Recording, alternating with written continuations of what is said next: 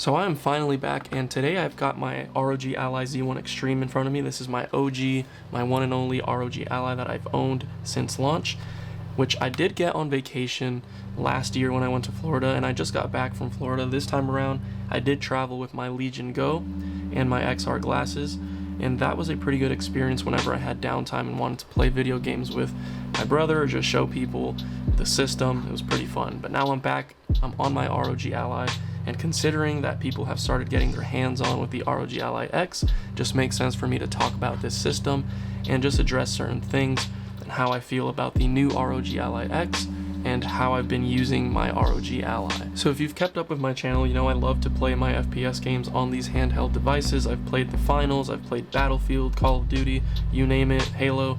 I love playing those games on my handheld systems, especially when they run properly. The only big downfall to playing those games on these handheld devices is the battery life. I will say the hype around the ROG Ally X definitely made me come back to the Ally just to remember why I like this system so much. The screen being one of the main reasons. This screen, every time I come back from any other system, this one just looks so beautiful and crisp, and it's partially due to the fact that this has that anti-glare screen on it. The display doesn't reflect light back at me. I can't see my own reflection whenever the screen gets dark. It just looks really clean. Now I'm using my MDR here from the Battle Pass here in Xdefiant. I am playing my game at pretty much all low settings. I'll go through that real quick just so that you guys can kind of get a look for it. If you really want to see this, you can pause the video, but I'm pretty much playing at all low settings. And then in terms of the Ally settings, I'm on performance mode right now, 15 watts, 900p. I do have 120 Hz refresh rate. This game does tend to go up into the 100 FPS range. So if you're playing on that turbo mode, you're definitely going to be able to take advantage of the 120 Hz display. Now, I'm not going to lie, I'm playing pretty trash on here right now. I'm one of the people that believe that if you just play any input method, any device long enough, that you can just get really good at the game and compete against other people. Like, there's really good touchscreen players in Fortnite or Switch players in Fortnite, and they can go against people on PS5 just because they've played so much on that device. Now, there might be technical reasons why it's better to play on one system over the other, but in terms of the game running on here, the games run great on here, so if you get good with the controls, I think you can still compete. Now, there obviously is some slight disadvantages if you're just new to a game. Like, for example, I think in this game I'm still better playing on PS5 than I am playing on this handheld, but I think with time I will be able to, you know, make it a seamless transition on whatever system I'm playing on. So I don't think the skill-based issues should stop you from trying a game out on your handheld. If you want to play Call of Duty on the go, or, you know, this game on the go, whatever game you like. I'm a competitive FPS kind of guy when it comes to these handhelds, so I like having those games on here. The whole point of me playing on here is to take that PC experience or console experience that I would have with AAA games that are FPS games and just lay down or sit down and play them. So I'm definitely able to do that here. But yeah, I've been enjoying this game. If you want to try it out, it's free. Just download Ubisoft Connect, download the game, and hop in here for a couple of rounds. It's fun. If you like it, you like it. If you don't, you don't. We've got Black Ops 6 right around the corner and coming to Game Pass day one, which is awesome. A lot of people will be able to take advantage of Black Ops 6 without buying the game entirely if they have a Xbox Game Pass subscription. And you best believe that I will not be buying this game on every device that I own. Having that Xbox day one is going to be amazing to try out on all of my handhelds. If it does indeed come to PC Game Pass, which I believe it is coming to just Game Pass in general, it would make sense to, just like Starfield did. But that means I get to try this day one on my Legion Go, my Steam Deck, on my PC, on the Ally, on whatever system I have at the time, which is awesome. But yeah, I've been gone for a little bit, so I definitely wanted to touch base on COD. I haven't played mobile too much lately, just because I've been away, but I will be checking that out for sure and seeing what we have there in the new Season 4. Haven't even really, I haven't made a video on Season 4, so we'll probably see that on either the Legion Go, the mobile, or my iPhone, or the Android, whatever device I'm feeling at the moment. But I wanted to come back and talk about mainly the Ally, and then we'll go from there and see what other content I cover. You can always feel free to suggest content in the comments if you want anything specific. that you think would fit or be in line with the other content that I cover, or if you just really have a good idea that I might be able to consider, just feel free to drop those or join the Discord and, you know, write your idea on there as well. But moving over to the Ally X, pretty much everything that's been wrong or that people thought was wrong or saw as a negative on the original Ally has pretty much been improved on the ROG Ally X. The display is the same, but the main thing to look at on the Ally X, in my opinion, is the addition of more RAM, more VRAM. So this one has 16 gigs and then the new one has 24. I think that will definitely be helpful in certain games that require a little bit more VRAM. And the other big thing is the battery life. They're claiming, you know, 8 hours of battery life, 6 hours, more Switch-like numbers when it comes to battery life. The Nintendo Switch has pretty decent battery life, and to get something like this on that same page means a lot, especially if you play demanding games like this. Like, I'm only able to get, you know, 1.5 hours to 2 hours on my current ROG Ally, and for me that's enough, but for some people that might, you know, be make or break. They want way more battery life. I don't know what use case they have. For me, I sit down to play these for, you know, a couple matches or for a video, and that's enough, and being plugged in isn't really a hassle for me. So would it be nice to have a lot more battery life? Yes, I can probably have more freedom using this device, but in my current state of how I use my device, I think what I have is good enough.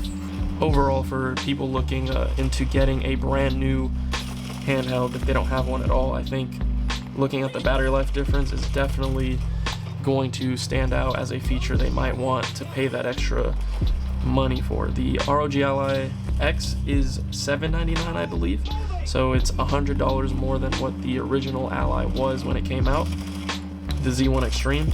And Z1 Extreme is the same processor that's going to be in the Ally X. That's the same processor that's in this ROG Ally that I'm playing right now.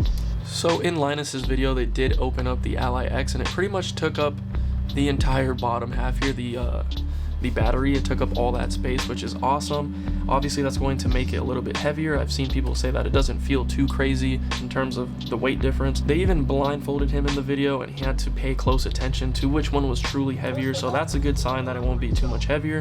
Also, the back buttons are smaller, which means you won't accidentally hit them, and they're also like directional, so you can hit them from different directions. These, you have to hit them in one direction, and they are a little bit bigger, but I'm kind of used to these already. But, you know, comparing them side by side, pretty much everything is just going to be better on the Ally X. I also saw that the joysticks are apparently tighter. They have more tension, which makes it easier to aim in certain games, which I think is a cool feature to have, for me especially, because of the games I play are mostly FPS games. Now, whether or not you're able to use those sticks on here, I feel like you'd be able to swap out the thumbsticks if you really wanted to, but, you know, having it by default is pretty cool. They changed the D-pad on there. They also relocated the infamous SD card slot to the other side of the system there, although there's a bunch of other lore that goes into the SD card slot where it wasn't really the location, but instead, you know, what they actually used for that slot or for the reader. So hopefully the relocation of the SD card slot and whatever reader they're using in the newer Ally X just results in you know, not the same issue we had there with the SD card reader. I would say the SD card issues on the Ally plagued the system so much to the point where people are having issues, you know, trusting a company and whether or not they want to buy the new Ally X, if it's even worth it for them. I'm trying to leave my initial impressions of the Ally X and what I've seen so far in my comparison to my current system. I'm trying to leave it more in the sense of a comparison in the system itself versus the customer service aspect of it, although that is something that people were going to want to consider when buying, you know, this system.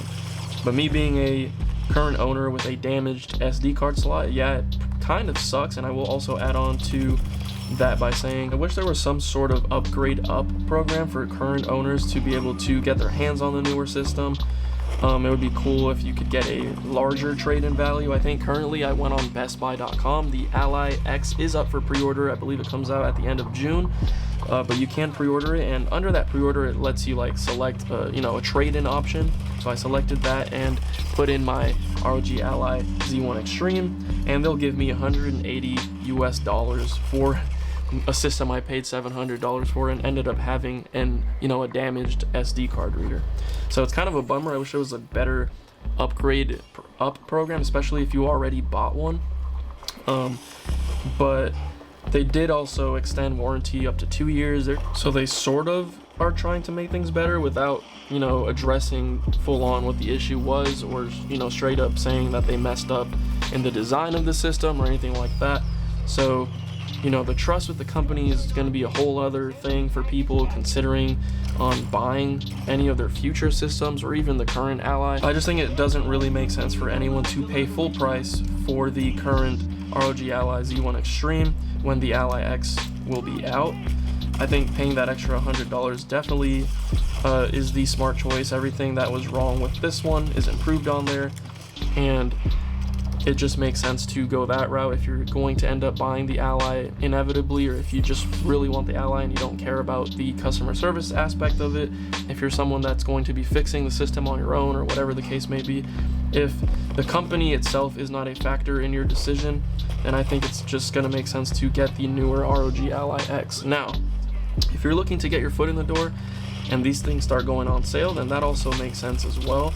I could see people getting, these older systems for if it's a good discount, I could see people going that route versus paying the $800 for the Ally X. But I would say if they are going that route and they end up liking the system and they're going to have to fix things on it or send it in for,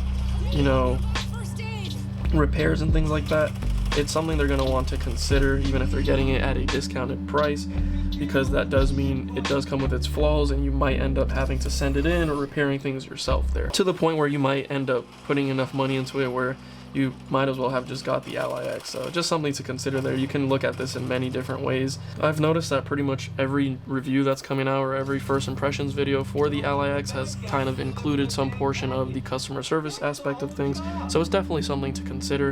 And then I'm going to kind of talk about myself and whether or not it even makes sense for me to upgrade if I'm buying a new system. The only real reason for me to get my hands on the system is to cover it for content. In terms of playing my games, the current Ally is still able to run all of the games I want, and I have multiple handhelds to the point where I don't need to rely on just the storage of this handheld specifically or the battery life of just this one, because I can have the other one ready when this one dies and things like that. But that's a very specific scenario, and not everyone has multiple handhelds to be able to do that. But for me personally, I can go without upgrading to the new Ally. I don't think there's been enough of a technological leap to have to absolutely get the brand new Ally when I have two other handhelds and a gaming PC and a PS5 and all these other systems that I can sort of put into rotation while I enjoy just this, the regular Ally that I have right now. Would I love to get my hands on it for comparisons and to showcase games on it? Absolutely. But if I'm going to spend money, I'd rather spend on something that's more technologically advanced, that is brand new, that I can shed more light on, versus just upgrading an experience that I already have a similar experience with, if that makes sense. And like I said, if there was some sort of upgrade program that I can get it for half price, then it would be, more considerable. If I could get a decent amount for my current Ally and get the new one, like a trade-up program, I would definitely consider that. But just outright paying $800 for a brand new Ally with the same processor as the one I'm using doesn't really make sense for me personally right now. So for the time being, there's no word on me 100% getting the brand new Ally X. I do think it's a very cool system despite all of the customer service things and all of that jazz. But technical level and what they did to improve this system, they definitely hit a home run, out of the park and improved everything they could have. And I think that's awesome. I still absolutely love my Ally. When I pick it up, I always have fun with it. Most of the games I try on here don't give me any issues. It's also worth noting we're going to keep getting updates for Armory Crate and things like that on the current Allies, and I'm going to be checking that out as well whenever the new Ally X comes out. I don't know if the software is going to be before or when it releases, but I definitely want to check that out, and I think it's awesome to be able to check that out without having to buy an entirely new system. It looks like we pretty much stopped these guys right here. I've found myself playing a lot of Escort in this game versus the hardpoint mode, which I thought was my favorite, but I think the the escort mode might be my favorite now. It's just really fun. Ooh, I blew that guy up. This is a great example of me picking up this device after not picking it up in a long time and still being able to appreciate everything it can do and what it has to offer, because I mean this game is running beautifully on here, and this guy just won't die. You serious right now? Where'd you go? You guys know I bounce around from my Steam Deck to my Legion Go and just make my way back to the Ally every now and again. As far as like integrated software goes, I think Armory Crate is definitely the best out there, and the overall feel of the system, the lighter weight in comparison to the Steam Deck or the Legion Go, is always nice, especially if I want to like lay down or something like that. So even though I don't solely use this device as my go-to every single day, it's always very nice coming back to it, and I think people that do have an Ally that's functional and don't have issues with it will absolutely enjoy it. It's still one of the best Windows handhelds out there, if not the best, when it's fully functional and when you're not having, you know, issues and RMA things and repairs and things like that. And for the most part, aside from the SD card slot and reader being a problem on my current Ally, I have no other complaints about it. It doesn't overheat, I don't have any fan issues or any major complaints when it comes to what the device is able to do when it's operating properly. Just seeing the progress and the growth in this space always makes me really happy, even if I don't get my hands on the latest and greatest gadget, you know what I mean? In due time, I will end up eventually, you know, upgrading to new things and trying out new handhelds, as long as the space is growing and progressing, and it seems like that's the direction it's going in. So inevitably you will see newer devices on this channel and in my hands. As always, hopefully you guys found this video informative or entertaining. Leave your thoughts about the Ally X and whether or not you're new to the handheld space. If you have any questions, make sure you leave those in the comments, or again, reach out on Discord. That's going to be it for this video, and I will catch you guys on the next one. Peace.